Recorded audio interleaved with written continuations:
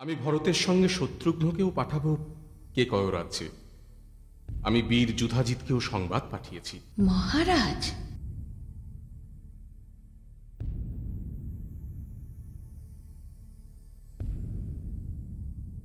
সীতা, প্রভু।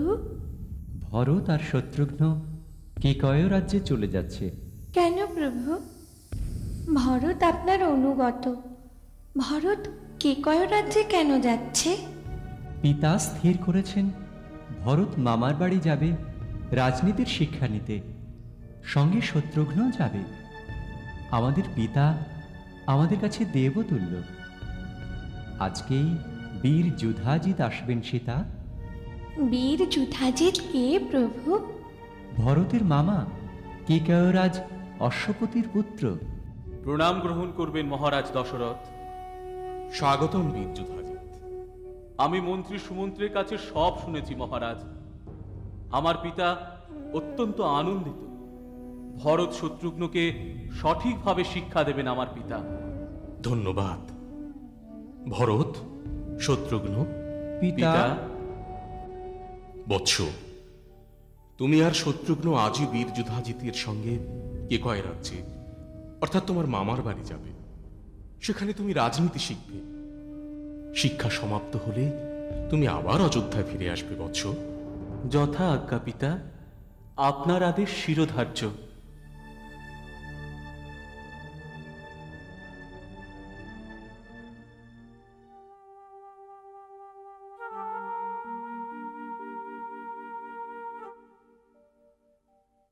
আমাদের আশীর্বাদ করুন ভ্রাতা, আমরা যেন পিতার মুখ উজ্জ্বল করতে পারি। আমি তোমাদের অপেক্ষায় থাকব। ভরত, শত্রুঘ্ন, বলুন ভ্রাতা। রাজনীতির পাশে শাস্ত্র শিক্ষাও করবে। গুরুজনদের সম্মান করো। তোমাদের স্বভাবে শান্ত ভাব রাখবে। কেউ তোমাদের অপকার করলেও তোমরা ক্ষমা করতে শিখো। আর মনে রেখো, অস্ত্র শিক্ষা ক্ষত্রিয়দের ধর্ম। আমার মনে থাকবে ভ্রাতা, নিশ্চয় মনে থাকবে।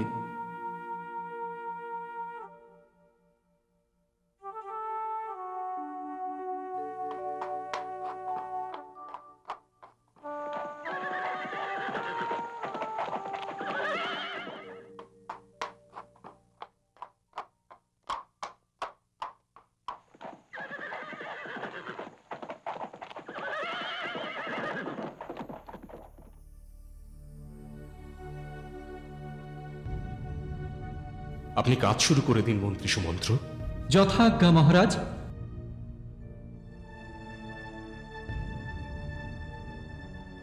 ভাই মোরল, এবার আমি কথাটা বলি। বারণ কে করেছে তোমায়? বলেই ফেলো না। আমার কথাটা কিন্তু সত্যি হয়ে গেল।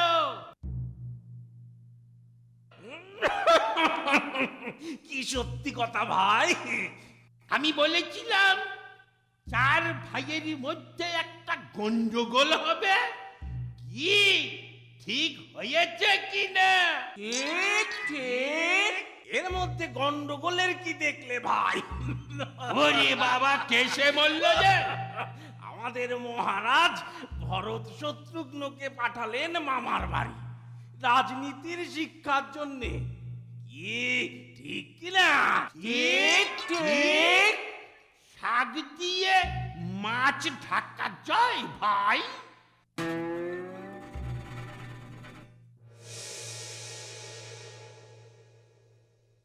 ভরতকে হঠাৎ মামার বাড়ি পাঠানো হলো রাজনীতি শিক্ষা নিতে।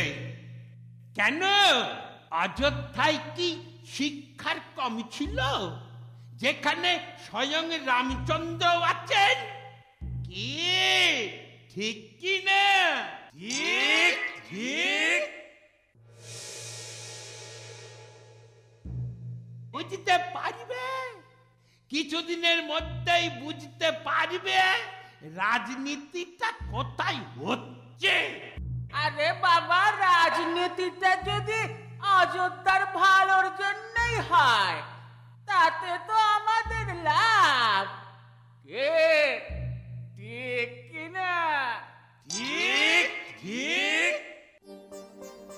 তারপর ভরত মামার বাড়ি গেলেন। সেখানে কেকয়রাজ অশ্বপতি ভরত শত্রুঘ্নকে পুত্র স্নেহে লালন পালন করতে লাগলেন।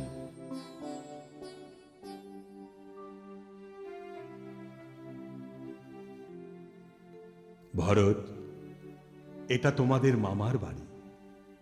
কথায় বলে, মামার বাড়ির সুখের চেয়ে আর কিছু নেই।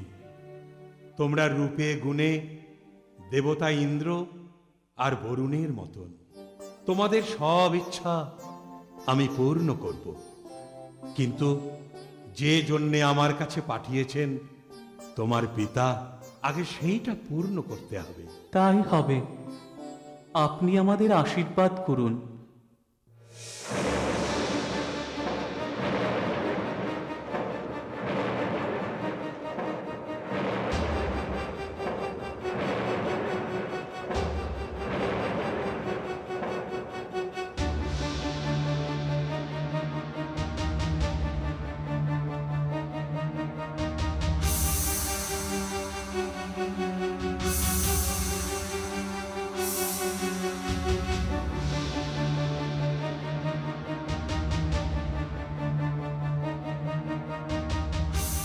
লঙ্কারাজ, কি সংবাদ সারণ? সংবাদ শুভ নয় লঙ্কেশ্বর। শুভ নয়, অশুভ সংবাদ। আবার অশুভ সংবাদ? কি সেই অশুভ সংবাদ? লঙ্কেশ্বর, আপনার বিনাশের জন্যে সমস্ত দেব দেবীগণ প্রার্থনা করেছেন।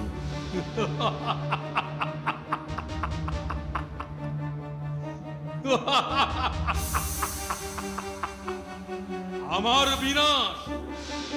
রাবণের বিনাশ হবে না সারণ। আমি অমর, আমি ব্রহ্মার বারে অমর। অমর দেবতাদের প্রার্থনায় কোনো কাজ হবে না। আমি একদিন স্বর্গলোক আক্রমণ করব। স্বর্গলোক!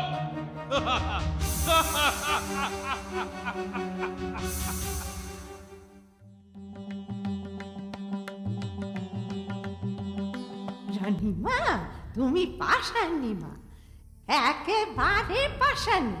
কোনো দয়া মায়া মমতা কিচ্ছু নেই তোমার। কেন রে মন্থরা? আজ কতদিন হলো ভরত তোমার কাছে নেই। তোমার কি একটু কষ্ট হচ্ছে না? কষ্ট কেন হবে মন্থরা? ভরত শত্রুঘ্ন তো তাদের বউ নিয়ে সুখে আছে। আমার বাবা তাদের সুখে রেখেছেন।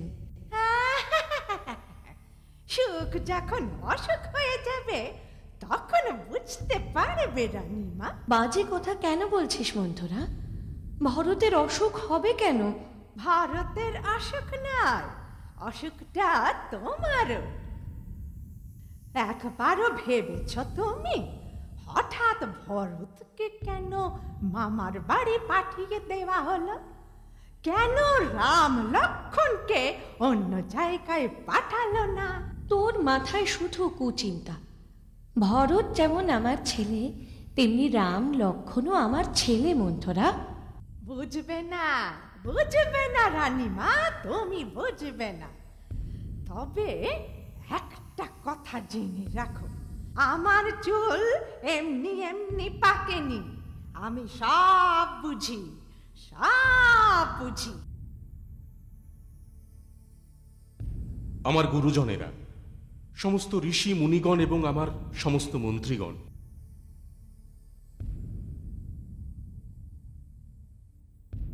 আপনারা জানেন আমার বয়স হয়েছে। দীর্ঘকাল রাজ্য পালনে আমি অবসন্ন। তাই আমি এই জরুরি সভা ডেকেছি। আপনারা জানেন আমার 4 পুত্র, রাম, লক্ষ্মণ, ভরত আর শত্রুঘ্ন। কিন্তু সব বিষয়ে রামচন্দ্র শ্রেষ্ঠত্বের পরিচয় রেখেছে। রাম অস্ত্রবিদ্যা, পাণ্ডিত্যে, শাস্ত্রজ্ঞানে অসীম। ধনুর্বিদ্যায় সে আমাকে ছাড়িয়ে গিয়েছে। রামচন্দ্র বুদ্ধিতে বৃহস্পতি, বীর্যে আমার বন্ধু দেবরাজ ইন্দ্রের মতন। আমার পুত্র রামচন্দ্রের হাতে এই অযোধ্যা রাজ্যের দায়িত্ব দিয়ে আমি স্বর্গলাভ করতে চাই।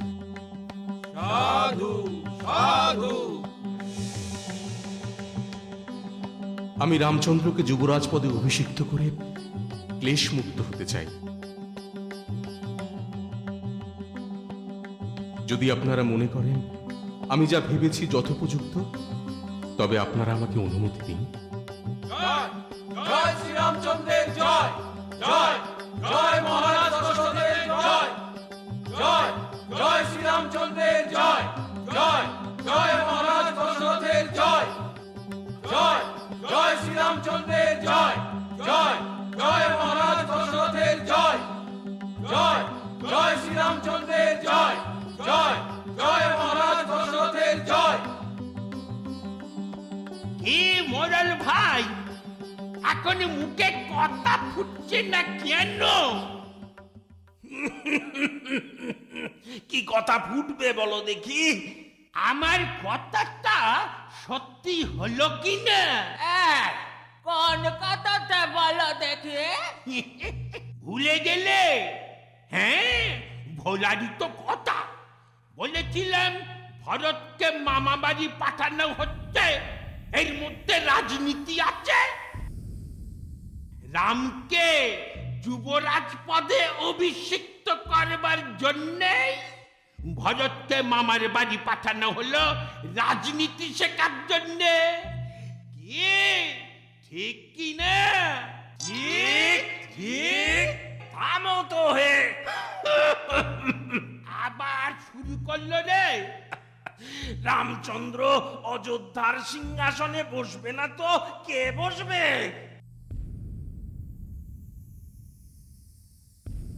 বসবে তো বটেই, বসবে তো বটেই। তার জন্যে ভরত শত্রুঘ্নকে পাঠিয়ে দেবার কি ছিল? আসলে কি জানো মোরল, রাম লক্ষ্মণ যেমন জুটি, তেমনি ভরত শত্রুঘ্ন আর একটা জুটি। 4 ছেলের মধ্যে 2টো দল হইয়াছে। তোমার মুখে পোকা পড়বে, পোকা। রাজা দশরথের 4 ছেলেই এক। সবাই রামচন্দ্রকে শ্রদ্ধা করে, ভালোবাসে। ওই 3 ছেলেকে জিজ্ঞাসা করো রামচন্দ্রকে যুবরাজ করা ঠিক হয়েছে কিনা। ওরা বলবে ঠিক হয়েছে। কে ঠিক বলেছি কিনা? ঠিক ঠিক। মোড়ল ঠিক বলেছে ম্যাঙ্গমি। বলেছেই তো, রামচন্দ্র কখনো মিথ্যে কথা বলেন না। সবার সঙ্গে মিষ্টি মিষ্টি করে কথা বলেন, গুরুজনদের সম্মান করেন। কেউ তার অপকার করলেও তিনি তা মনে রাখেন না। রামচন্দ্র কিন্তু যারা দুর্জন অপরাধী তাদের ক্ষমা করেন না। তিনি বীর, সুপুরুষ। রাজা দশরথ উপযুক্ত কাজই করেছেন, কিন্তু আমি ভাবছি অন্য কথা। কি কথা গো? মহারানী কইকেয়ী ব্যাপারটা কি সহজভাবে নেবে?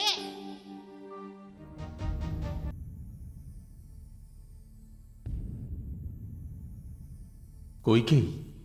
বলুন মহারাজ। আমি কৌশল্যা, সুমিত্রা কাউকেই কথাটা বলিনি। আমি মনে করছি এই কথাটা প্রথমে তোমাকেই বলা প্রয়োজন। কি কথা মহারাজ? কইকেয়ী, আমার বয়স হয়েছে, এখন আমার বিশ্রামের প্রয়োজন। এই বিশাল রাজকার্য থেকে আমি মুক্তি চাইছি। মহারাজ! হ্যাঁ কইকেয়ী, জগতের সবার ভালোর জন্য আমার এই শরীরকে আমি জীর্ণ করেছি। এমন কথা বলবেন না মহারাজ।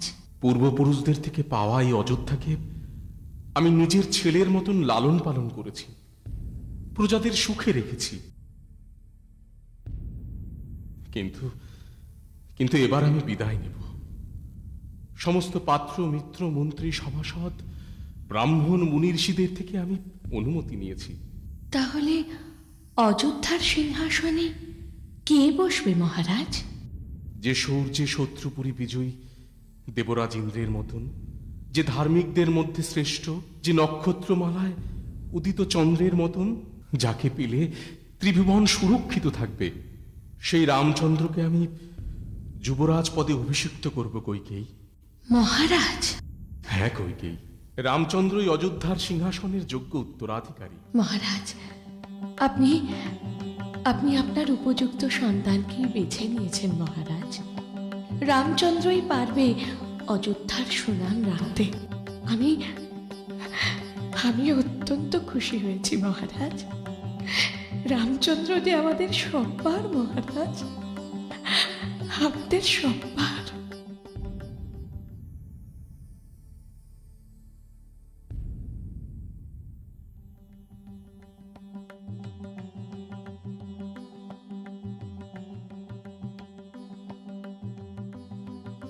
মন্ত্রী সুমন্ত্র, বলুন মহারাজ।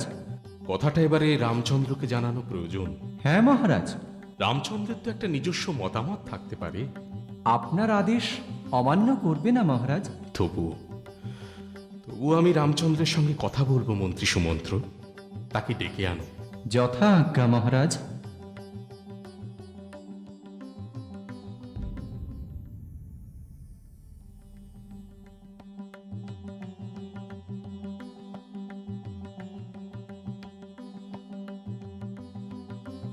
পিতা, আমাকে ডেকেছেন? হ্যাঁ রামচন্দ্র, তোমার সঙ্গে আমার অনেক কথা আছে। বলুন পিতা। তোমাকে আমার অনেক আগেই বলা উচিত ছিল, কিন্তু কিন্তু আমি নিজের সঙ্গে অনেক লড়াই করেছি, তোমাকে বলতে পারিনি। কিন্তু কিন্তু আজ আমি বলবো। কি হয়েছে পিতা? কোনো অমঙ্গল কিছু? হ্যাঁ রামচন্দ্র, নিশ্চয়ই অমঙ্গল। না হলে এমন স্বপ্ন দেখবো কেন? কি স্বপ্ন পিতা? ঝড় বৃষ্টি উল্কাপাতে অযোধ্যা রাজ্য বিনাশ হয়ে যাচ্ছে।